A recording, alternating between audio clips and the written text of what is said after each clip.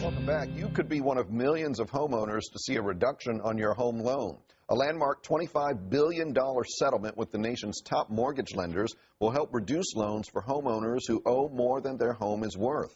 About 1 million households at risk of foreclosure will receive help, and $2,000 will be sent to about 250,000 Americans who were improperly foreclosed upon from 2008 to 2011.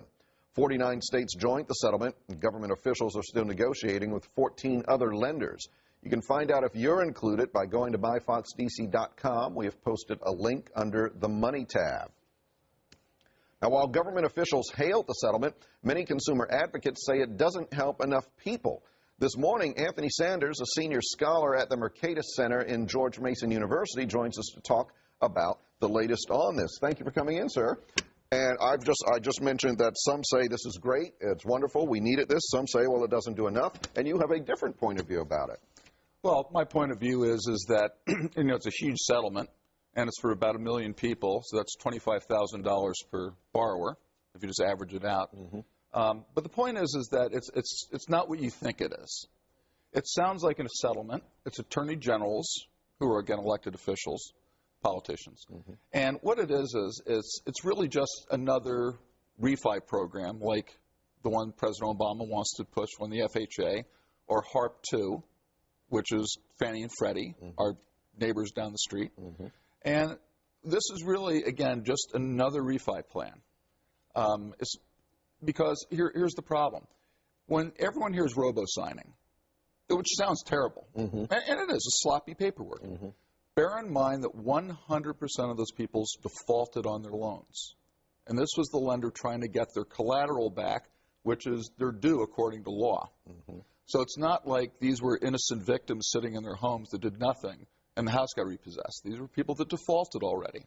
And some were staying in their homes up to 2 to 3 years after they defaulted. So again, I wouldn't view that, this is not a correction for that. That's what it says. But it's really about something else. But isn't it a correction for, I mean, you know, the crash of the housing market was very complicated. It was a long time in coming, and a wide variety of things caused it.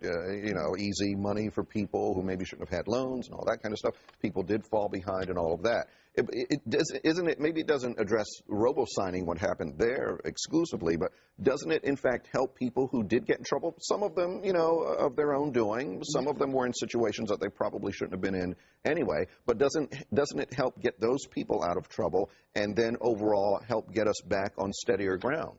Well, there's two aspects to the settlement. The first one is that the $1,500 to $2,000 per household that actually went into foreclosure. Now, again, that's like Eli Manning wins the Super Bowl, loses his arm in an accident in the off season. We send him a check for $1,500. I don't think Eli's going to be too thrilled with that. That's all I get. Right. It's not big enough in that dimension. But again, as I said, these people did default. So it's really very complicated. You're right, it's a very complicated issue. In terms of the principal reductions, those sound good. There's no evidence out there, because I've done this from Wall Street, and I've done this as a business. You were with the Deutsche Bank. Deutsche Bank, that's correct. Deutsche Bank. And we never found any evidence that principal reductions actually do much. What causes for people to go into default is job loss, divorce, and usually huge medical bills. Again, but it's nice if you're one of the parties receiving it. And again, before everyone gets too excited about this, there's going to be a trustees appointed to dole out the $25 million. Right. Think of how that's going to work. It will take the $25 billion. Billion, sorry. And it will take time. I mean, this is not something that's going to be handled next week. Absolutely. It's not an instant fix. This could take a couple of years. But I guess here's what I'm trying to understand.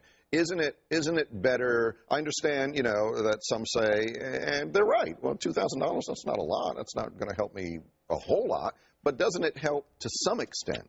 And doesn't it try to start to make some people whole or get them on the path to being made whole again? And then again, buoying up the economy overall. On the blowing up the economy, I would say no. Again, the whole theory, and my friends Chris Mayer of Columbia and Glenn Hubbard, who's Romney's economic advisor, are all in favor of these type of things. I pointed out, when you do all the math, it turns out to be less than 0.5% of consumption expenditures, which is really 70% of GDP.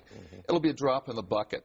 But the issue is if you want people to start working their way out of a hole, yeah, this could be helpful. All right, this is, when you came in and sat down, I said, we've got 4 minutes.